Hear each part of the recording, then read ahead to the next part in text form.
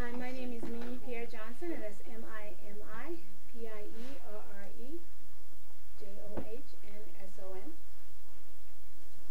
I'd like to thank you for coming, and we just want to thank everybody that's standing behind us. There are so many other people, but this is a team that we knew from the very beginning that we had two great candidates, and we also knew the only way we can get change is to have two people go in there that's going to, work diligently for the children and for the taxpayers of Hempstead.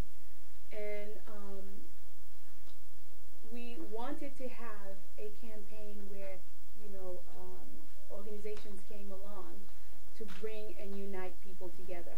And that's something that's never been done before. And the people that's standing behind us, and organizations like New York Communities for Change and TCC is unbelievable in the things that they do.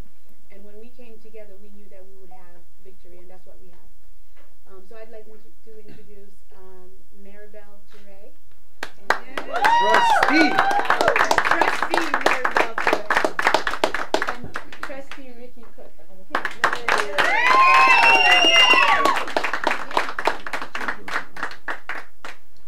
And we're going to hear from our candidates in a second.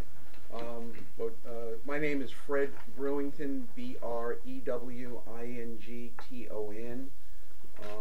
and we've been serving as counsel to both of the campaign, but also working diligently in the campaign along with TCC and NYCC. And TCC stands for the Corridor Counts, Inc., NYCC, the New York Communities for Change. And I just want to stop right now and say that this effort that took place for these wonderful, wonderful, extraordinary candidates took place as a grassroots movement.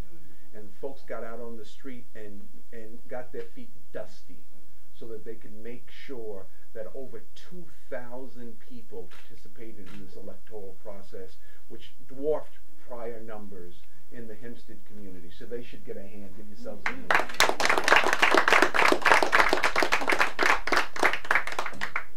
Yesterday, as a result of reported improprieties that were going on during the day, the candidates, along with Mr. Dennis Jones, who was one of the poll watchers, filed an action in Nassau County Supreme Court that was signed by the Honorable Thomas A. Adams.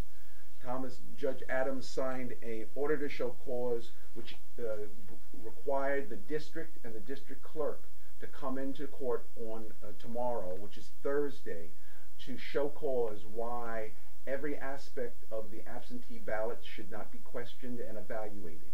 That case is still pending, and one might ask, why indeed would you go forward with an action after you won? Because these candidates and the campaigns that have supported them have made a determination that it's appropriate right now to try and start changing the culture.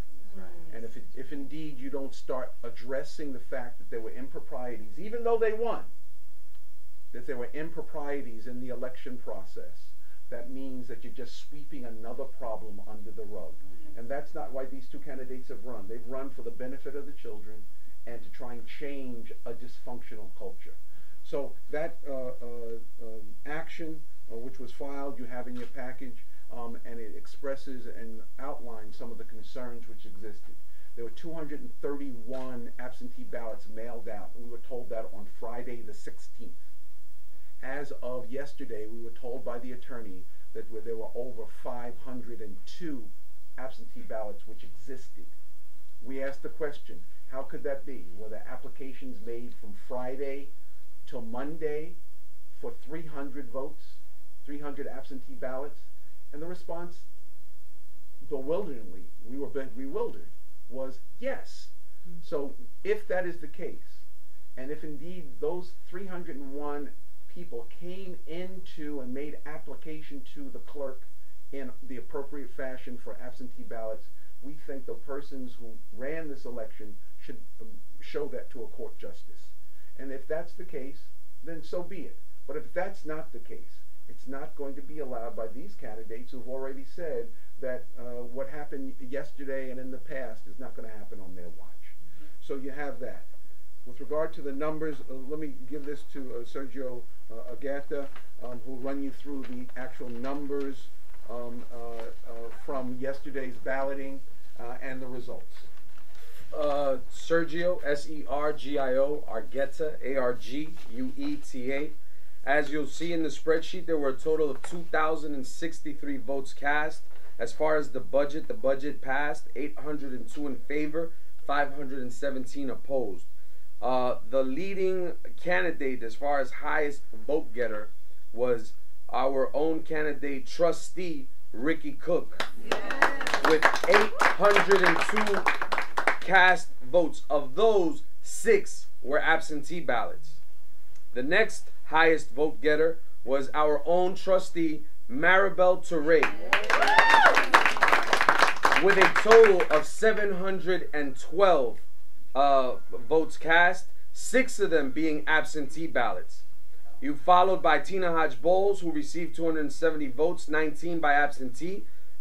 Betty Cross, 691 votes, of which 144 were absentee ballots. It appears that instead of just inflating grades, some people also like to inflate votes.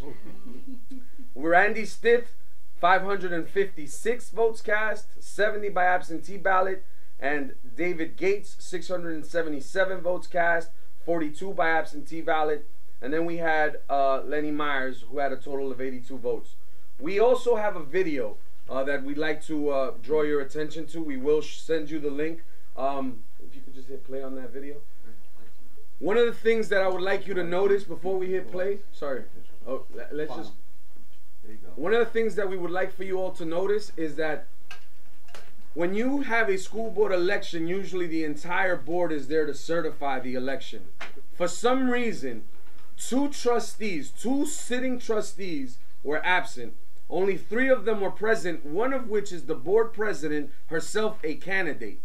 Council advised them to certify that election with our campaign and with our poll watchers in that room. Council advised them to certify that particular vote. Told them that if there were any challenges, those challenges were to go to court. And this is what you had happen. Kindly hit play. What you have all witnessed is something that shows the incompetence that is leading our school board. The fact that this board chair can actually force a vote in which she herself was a candidate and was seconded by any of those trustees, knowing that council had advised, is unethical, unprofessional, and most importantly, illegal.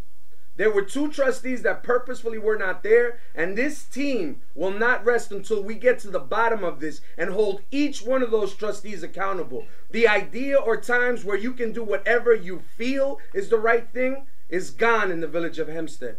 These trustees are bringing back something that the kids in this community have been deprived of too long.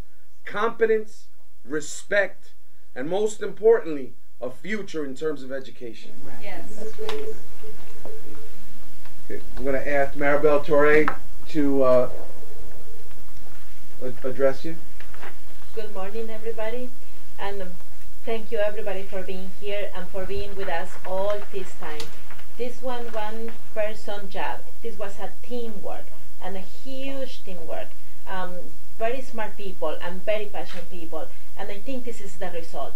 We won, and we are going to keep staying together. We are going to keep working together, and the successes are going to be more and more each day, because we all have the same goal, the future of our children. We need to hug them. We need to be there for them. This didn't start yesterday. It didn't start a day before yesterday. This started a long time ago. And what made this more amazing is the unity of organizations, the unity of communities, the unity of the neighbors, the unity of volunteers, the unity of our kids, the unity of students.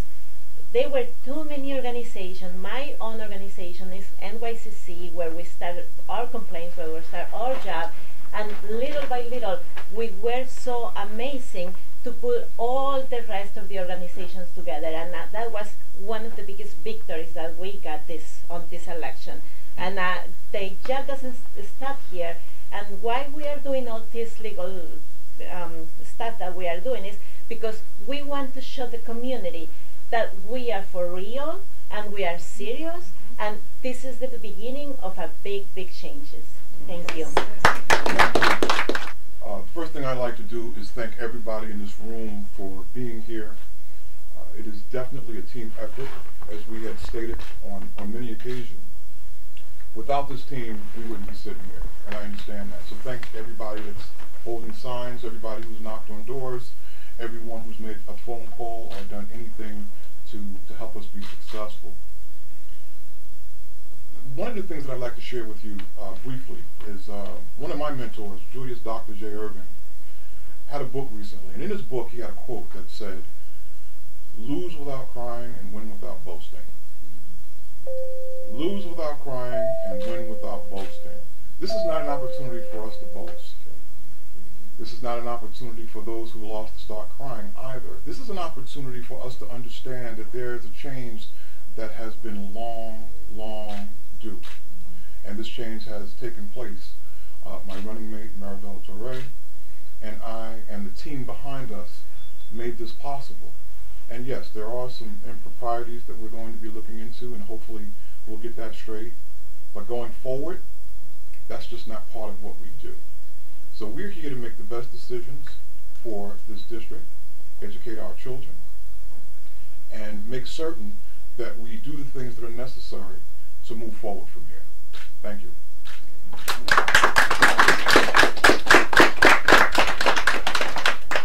Just picking up what Mr. Cook said, yes, we are going forward. And there are other issues that need to be addressed. There were questions about whether or not students were taken out of school inappropriately and transported for the purpose of voting. There's a question of whether or not individuals came to a fish fry on last Saturday and was asked to sign ballots that were not verified or confirmed. And then those were being brought in by hand yesterday. There are a number of issues that happened. But one of the things that we will not forget in the process is why these candidates ran. It is to make the Hempstead School District a functional, a responsible, and an appropriate entity that will serve the community and serve the children of Hempstead. And that is the ultimate goal. And what we need to do to change the culture will be done. But everything will be done, and I know these candidates agree. Everything that will be done will be with an eye of making the Hempstead School District a jewel on the map rather than a spot on the map. We thank you guys. Open it up for you for questions. I have some questions about the absentee ballots. Were all of those ballots, the 500 and something that the district claims were legitimate, are they reflected in these absentee votes? I don't know, my calculator on to see if these add up to 500, or do these add up to the 231? Or like they add up to more than 231. And let me just point your attention to the legal document, paragraph number 4. And if you go to paragraph number 4 in the affirmation, I'm sorry the pages are not numbered. Do you have it? And it looks like this. Right at the top of the page. You see that? Yeah. That is a quote from the clerk on the 16th. And she wrote, quote, "I have printed 231 ballots. I have mailed 231 ballots."